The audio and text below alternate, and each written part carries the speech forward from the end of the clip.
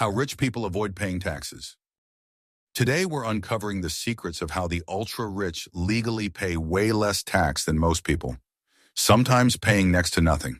This is a complex topic with a mix of laws, strategies, and even some controversial loopholes. By the end of this video, you'll understand these methods in detail, plus the bigger picture of what this means for the economy and fairness. Section 1. The basics of income tax and why it matters. To understand tax avoidance, we first need to know how income taxes work. Most countries tax income progressively. The more you earn, the higher your tax rate. For example, in the U.S., the highest marginal tax rate on regular income is around 37%. But here's the catch. Not all income is taxed equally. There are many types of income: wages, bonuses, dividends, capital gains, interest, and each can be taxed differently. Salaries are taxed heavily, but income from investments can be taxed at lower rates or deferred. Say you make $500,000 a year as a salary, you could pay nearly 40% in taxes. But if you made that same amount from investments, your tax bill might be half that or less. That difference is huge and is the foundation of how the rich pay less tax. Section 2. Capital gains tax and holding investments. Capital gains tax is one of the most powerful tools for the wealthy. It's the tax you pay when you sell an asset like stocks or property for more than you paid for it. But the key is, if you don't sell, you don't pay tax. This is called tax deferral, and it lets wealthy investors accumulate wealth without paying taxes for years, sometimes decades.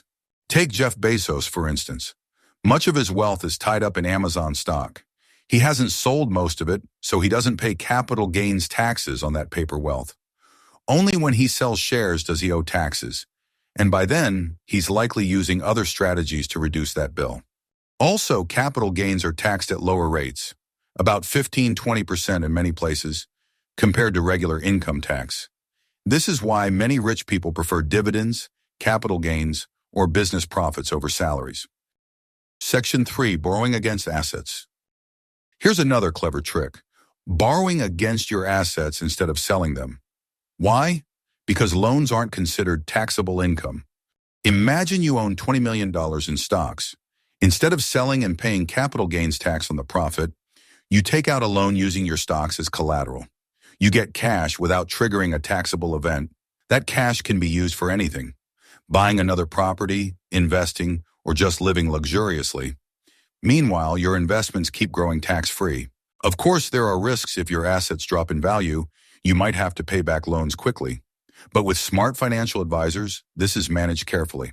Section 4. Offshore accounts, tax havens, and international tax planning. Offshore accounts and tax havens are often misunderstood. They are legal tools used by many wealthy individuals and multinational companies to reduce their taxes. Tax havens offer low or zero tax rates, strong privacy laws, and business-friendly regulations. For example, the Cayman Islands have no income tax, capital gains tax, or corporate tax. While some use these strategies to evade taxes illegally, many use legal methods, taking advantage of gaps between international tax systems. Governments worldwide have been trying to close these loopholes through agreements like the OECD's BEPS, Base Erosion and Profit Shifting Project. But it's a slow process. Section 5. Trusts, foundations, and estate planning. Another major tool is trusts and foundations. Trusts are legal entities that hold assets for beneficiaries. Wealthy families use trusts to pass on money without triggering estate or inheritance taxes. By putting assets into trusts, families can protect wealth from taxes, creditors, and even from being divided during divorce or legal disputes. Philanthropists like Bill Gates and Warren Buffett use foundations both for charitable work and tax benefits. Donations reduce taxable income, and the foundation's assets grow tax-free. Section 6. Business ownership, deductions, and depreciation.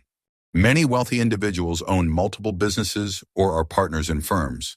This allows them to deduct business expenses like office costs, travel, salaries, even luxury vehicles from their taxable income. If a CEO buys a $200,000 car for business, they can depreciate its cost over several years, reducing taxable income each year. This can save tens of thousands in taxes. Section 7. The carried interest loophole. One of the most controversial tax strategies is the carried interest loophole. Investment managers get paid a percentage of profits, called carried interest, which is taxed as capital gains instead of ordinary income. This means a hedge fund manager making $10 million pays around 20% tax instead of 37%, saving millions. This loophole has sparked debates on tax fairness, but as of now, it remains legal. Section 8. Myths versus reality. Before we wrap up, let's bust some myths. Myth 1. All rich people evade taxes illegally. Fact. Most wealthy people use legal tax avoidance, not evasion, which is illegal. Myth 2. The rich don't pay taxes at all. Fact. Many pay a lot, but their effective tax rates are often lower due to strategies we covered. Understanding these strategies can help you make better financial decisions and be informed on the ongoing tax debates worldwide.